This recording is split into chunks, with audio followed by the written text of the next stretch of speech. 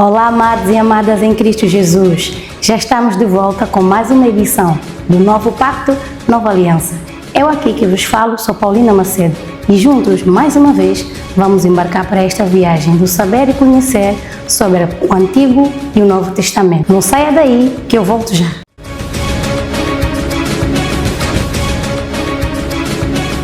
Veja no programa de hoje a diferença entre o Antigo e o Novo Testamento. Será que o Novo Testamento anula o Antigo Testamento?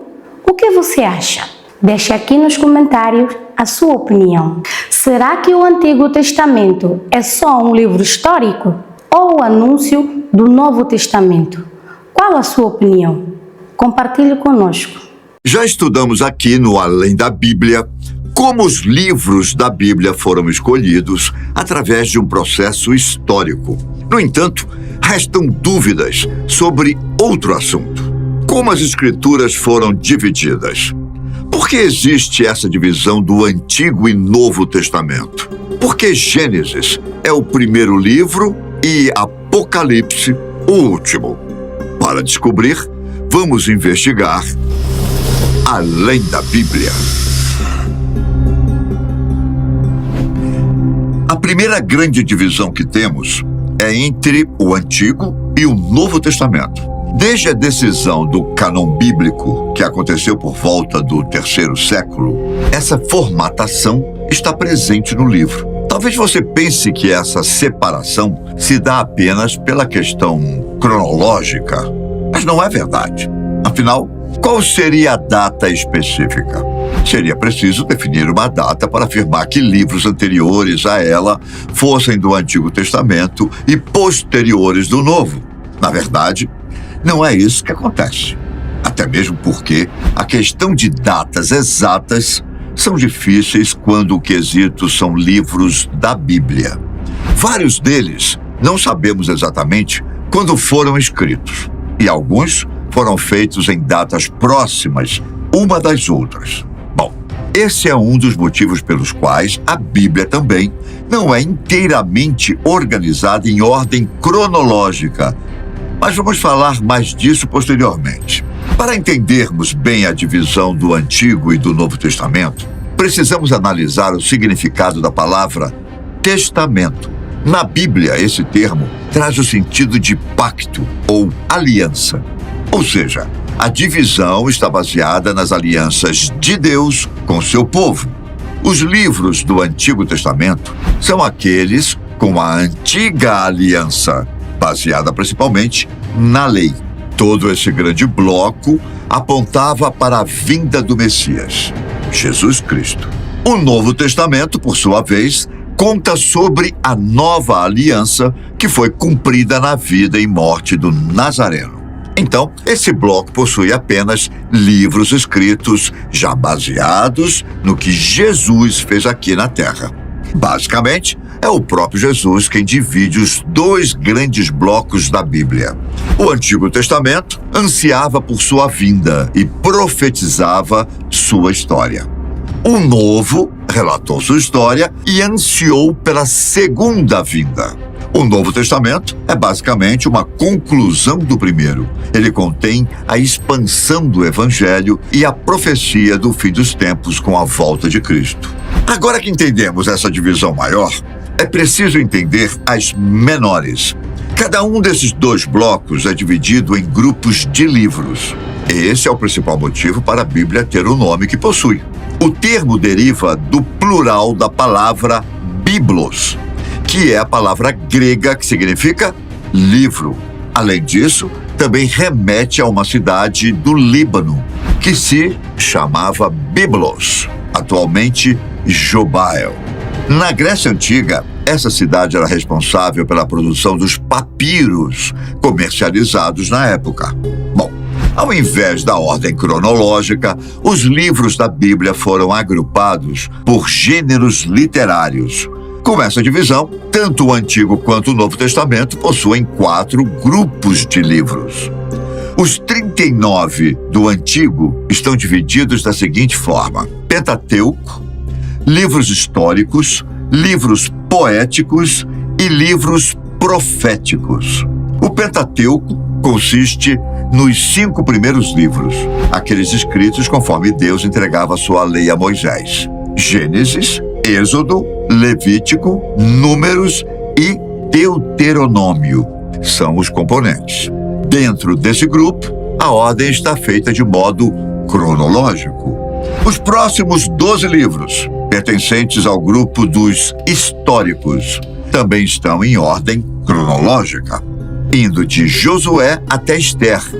Essa parte conta, como diz o nome, a história do povo de Israel, de sua chegada a Canaã até o exílio na Babilônia. Em seguida, estão os poéticos. Seu conteúdo abrange poesias, obviamente, além de sabedorias, provérbios e cânticos. Jó, Salmos, Provérbios, Eclesiastes e Cantares são livros desse bloco. Por último estão os livros proféticos. Esse grupo geralmente também é dividido em 2. O dos profetas maiores e menores. A distinção de maiores para menores diz respeito apenas à extensão do livro e não à relevância do autor. Os livros maiores são Isaías, Jeremias, Lamentações, Ezequiel e Daniel. De Oséias até Malaquias estão os menores. Com esses 39, o Antigo Testamento foi fechado há milhares de anos atrás pela tradução judaica. Na época de Jesus, essa era a Bíblia que os judeus possuíam. Até a vinda do Cristo e a escrita de novos materiais inspirados pelo Espírito Santo, houve uma espécie de silêncio divino.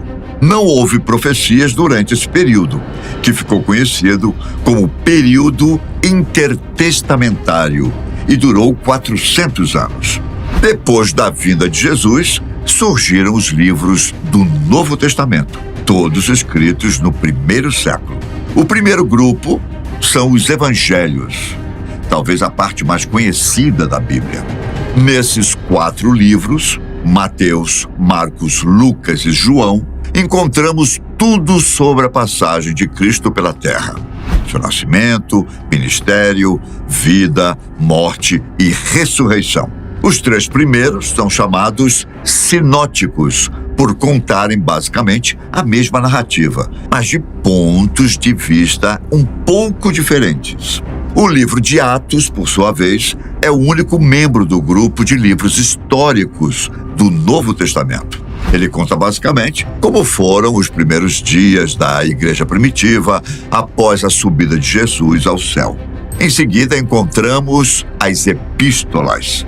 Essa palavra é apenas um sinônimo para cartas, já que esses livros foram cartas de líderes religiosos para destinatários específicos. Paulo escreveu de Romanos até Filemão, embora alguns acreditem a escrita de Hebreus também a ele. Tiago, Pedro, João e Judas redigiram as demais. Por último veio Apocalipse. A palavra quer dizer revelação, exatamente o nome do grupo composto apenas por esse livro. O escrito é uma revelação de Deus ao apóstolo João sobre o fim dos tempos. Afinal, se a Bíblia começou com o início dos séculos, por que não terminar com o fim deles?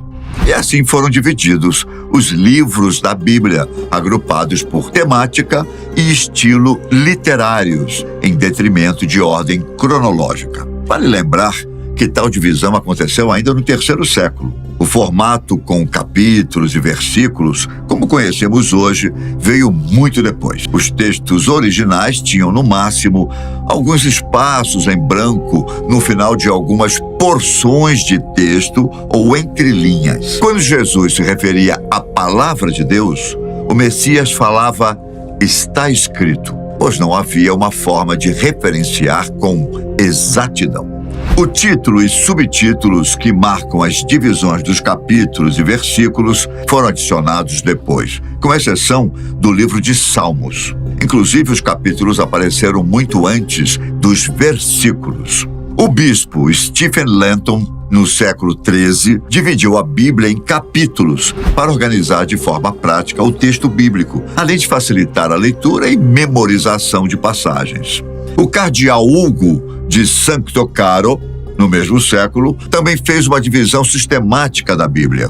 Porém, o formato feito por Lenton, com 1189 capítulos, tornou-se o mais usado e está presente na maioria das prateleiras até hoje. Aproximadamente 300 anos depois, Santi Panini organizou as escrituras com versículos numerados, mas foi a versão do impressor e frade dominicano Roberto Estienne que se propagou.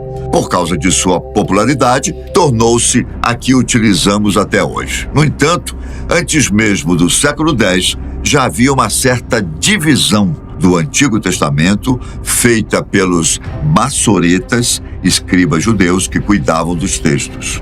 Já a primeira Bíblia, com capítulos e versículos, foi a de Genebra, publicada e impressa em 1560 na Suíça. Versão essa que veio bem próxima ao início da Reforma Protestante na Europa. No caso, utilizaram a divisão de capítulos de Stephen Lenton e a organização dos versículos numerados de Roberto Estienne. Até os dias de hoje, esse modelo facilita a leitura e o estudo das Escrituras. Apesar de todos esses artifícios nos ajudarem, não são reconhecidos como inspirados pelo Espírito Santo. Os textos dos autores bíblicos foram inspirados, de forma que o que está escrito representa a palavra e a vontade de Deus. A divisão de capítulos, versículos, títulos e subtítulos, por sua vez, não foi assim. São apenas maneiras racionais de melhorar a distribuição das coisas.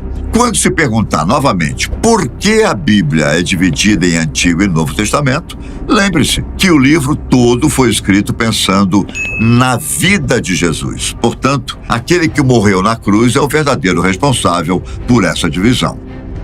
Obrigado. E até a próxima. Tchau.